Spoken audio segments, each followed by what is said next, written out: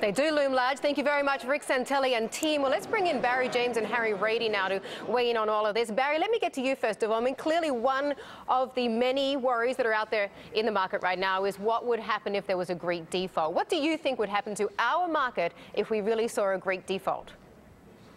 Well, I think we'd see the dollar strengthen dramatically. I think Treasury bonds would rise dramatically in price. Yields would fall. I think the stock market would also take a hit if this were to take place. It would be an indication of further slowdown around the globe. We already have enough slowing down here, so I think the ripple effect would be pretty negative for stocks. Well, Barry, pretty much everybody that we've talked to, at least I've talked to, believes that Greece will eventually default, whatever you want to call it. So is this sell-off then the pre-default sell-off that you just talked about? Well, no, I think it's in keeping with our economy more than Greece. Greece is very, very small by world standards, although Europe is much larger. I totally agree with that, but the concern is what would that do to the balance sheets of the banks in Germany and France, which are not small and also are a lot more aligned with our banks? That's exactly right, and that's why we think the dollar's going to be king, and that's where you should be looking when you're looking at investments right now. That's why U.S. Treasuries look pretty attractive. We're not going to default on our debt. It's not going to happen. It's not going to happen? It's not going to happen? You reckon our AAA rating for the U.S., the days aren't numbered?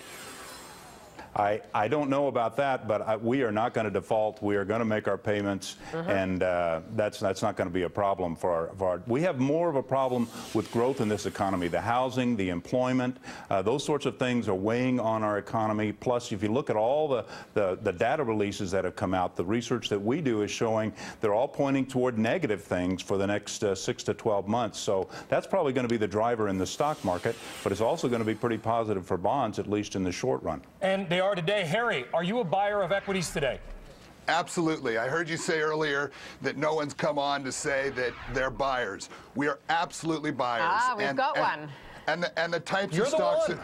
I'm the one. What are you buying, Harry? Well, I can't tell you exactly what we're buying. I'm going to tell you what we own, but what we would be buying if we didn't already own it. Okay. So the first one is Northern Oil and Gas.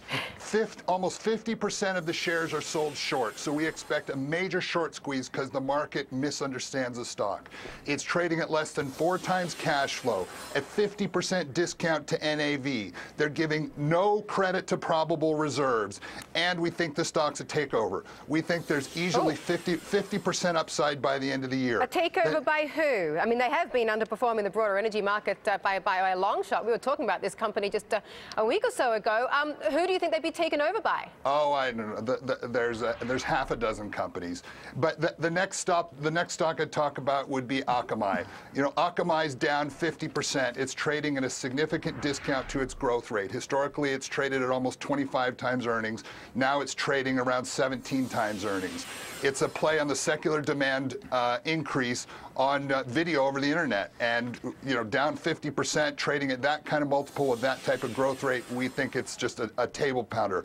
The next one is General Maritime, ticker GMR. Stock's down from an all-time high of 25 to $1.50, trading at 2 times cash flow and a 30% discount to book. We think it's a triple. Harry, sorry to break in there. We've got so much going on today in this crazy market. Barry and Harry, thank you very much for your thoughts. Thank you.